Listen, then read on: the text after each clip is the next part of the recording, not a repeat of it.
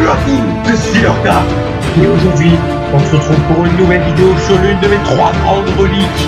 Et ce que j'appelle les 3 grandes reliques, ce sont les 3 jeux préférés, mes 3 jeux préférés parmi tous les temps de jeu, parmi tous les styles de jeu. Et aujourd'hui, nous nous retrouvons sur Diablo 2, Lord of Destruction. Oh putain, ce jeu, j'y ai passé sans vous mentir 1200 heures dessus. Et je suis arrivé niveau 99 dessus, le mec qui tryhard à fond. Et aujourd'hui, nous allons commencer une nouvelle série vidéo. Nous allons nous fight contre les gros boss de Diablo 2. Bon là, vous vous dites, j'ai passé 1200 heures sur ce jeu et je ne suis que niveau 21, mais quelle sous-merde est-ce que je suis? Je n'ai pas assez de mana. Et bah non, le truc c'est que, avant que j'étais arrivé niveau 99, oui, là je vous l'ai dit, mais putain, j'ai perdu ces foutues données de merde. Ah, parce que j'ai dû aller faire réparer mon ordinateur et il n'y a pas eu d'autre choix que de supprimer toutes les données pour le réparer. Donc du coup, j'ai perdu mon compte niveau 99. Suite à ça, j'ai ragé énormément et je n'ai plus joué à Diablo 2 pendant des années. Voilà, c'était tout pour la page histoire de ma vie de gamer. Et c'est parti, cette fois-ci on va aller dans le camp des rogues. Enfin non, la ville de l'acte 1, enfin ville, c'est vite fait. Cette fois-ci on va aller dans le repère du mal, tuer l'un des tout premiers boss obligatoires à tuer. Je vais faire que les boss qui sont obligés à tuer pour avancer dans l'histoire. Encore que je suis pas vraiment sûr pour ce monstre, qu'on soit vraiment obligé de le faire. Alors du coup là c'est bon, on fait ça. Et je joue nécromancien moi, et les nécromanciens... Comment dire, c'est vraiment une putain de bonne, comment ça s'appelle, je peux pas dire race, vu que c'est pas des races comme dans World of Warcraft ou Starcraft. C'est une putain de bonne classe, voilà, c'est une bonne classe, c'est ça. Et grosso modo, je vais vous dire, Diablo 2, on a le choix au tout début, dans Diablo 2, mais normal, sans l'extension 5 classes, et je crois là c'est 7 classes. Ah non, c'est pas le repère du mal, là, c'est juste une grotte lambda. Ouais. Et donc du coup là je suis à mon nécromancien niveau 23, non 21, et je suis assez cheaté pour le niveau je trouve.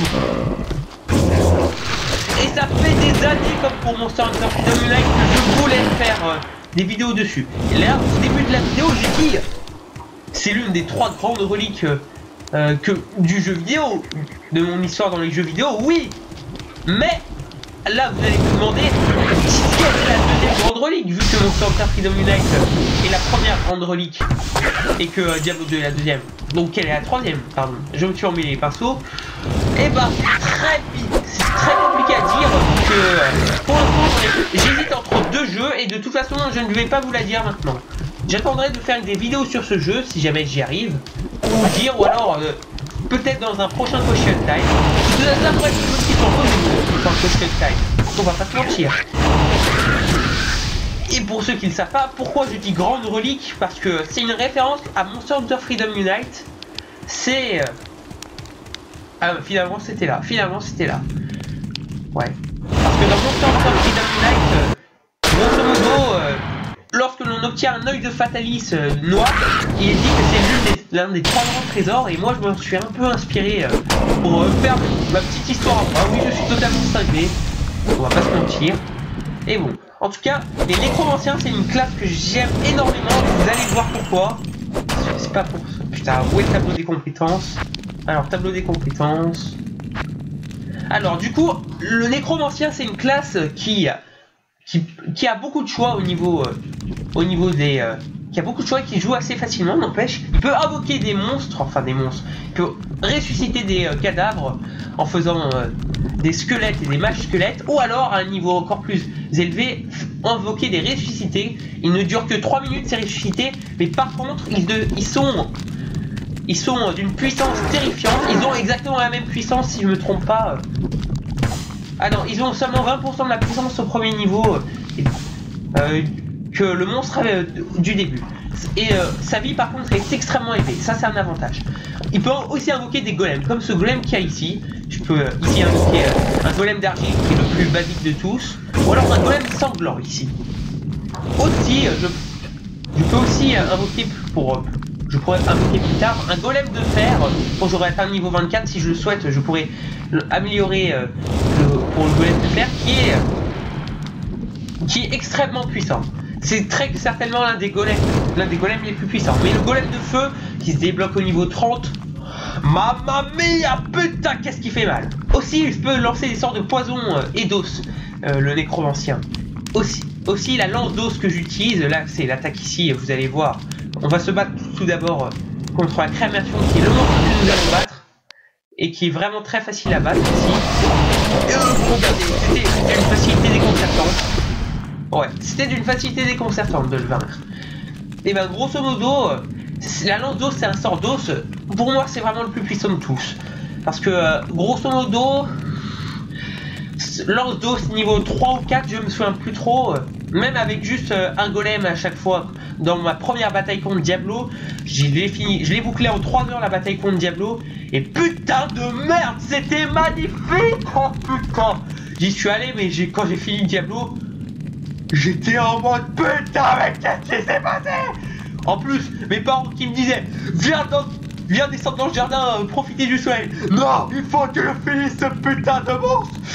Ah, et c'est comme ça que je suis devenu officiellement un no-life.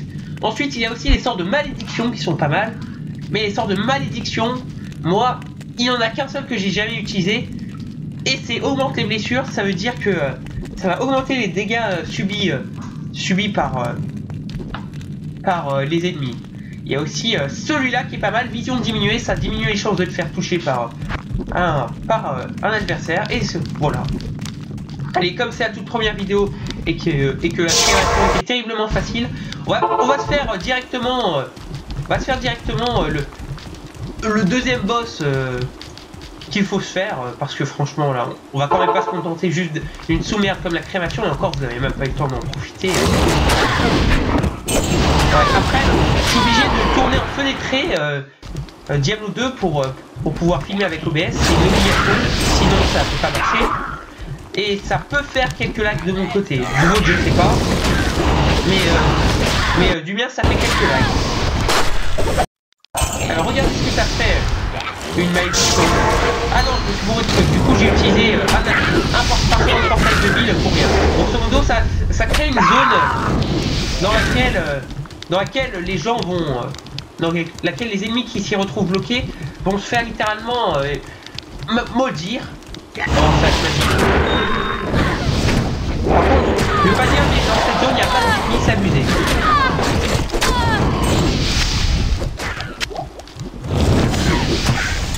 Alors, du coup, le prochain boss qu'on va se faire là, c'est Bloodraven. Bloodraven, à l'origine, dans l'univers, c'était une humaine, une rogue, qui était même considérée comme la plus puissante de tous, je crois. Et dans le combat contre Ariel et Diablo, parce qu'elle s'est battue contre deux grosses voitures, surtout Diablo, qui était considéré comme le démon primordial le plus puissant dans Diablo à ce moment-là. Et bah comment dire, elle a quand même tenu bon un bon moment face à lui, et rien de ça fait. Et là, elle s'est fait transformer par Diablo en une mort vivante qui remonte à d'autres morts vivantes, ce qui fait en une certaine sorte d'elle une nécromancienne. Et là voilà, c'est elle qui ramène. Bon, on va la maudire et on va finir vite fait le boulot. Et regardez, c'était très facile.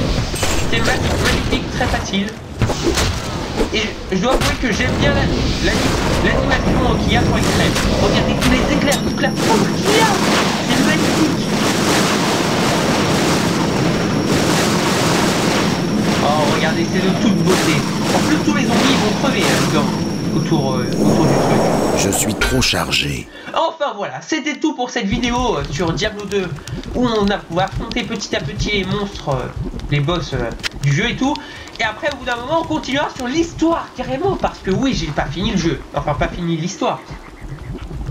Et je compte la finir avec vous là où nous allons finir l'acte 5 que nous n'avons actuellement pas encore débloqué. Nous en sommes à l'acte 3 où la quête principale à l'heure actuelle est d'assembler la volonté de Kalim, qui est extrêmement dure à trouver, je trouve. Enfin, pas spécialement dure à trouver, mais ouais, si, elle est très dure parce que, grosso modo, c'est extrême, c'est la pire map qu'on puisse imaginer pour Diablo 2. La jungle de Kurast. Parce que, grosso modo, je vous le dis, moi, je joue dans une pièce, il y a beaucoup de lumière, donc du coup, je suis obligé d'éteindre la lumière si je veux bien y voir, c'est atroce. Enfin, j'ai si cette vidéo vous aura plu, si c'est le cas, n'hésitez pas à partager, liker, faire tout ce que vous voulez. J'espère qu'on se retrouvera tous pour une prochaine vidéo et que Dieu vous garde. Ciao à tous. Salut.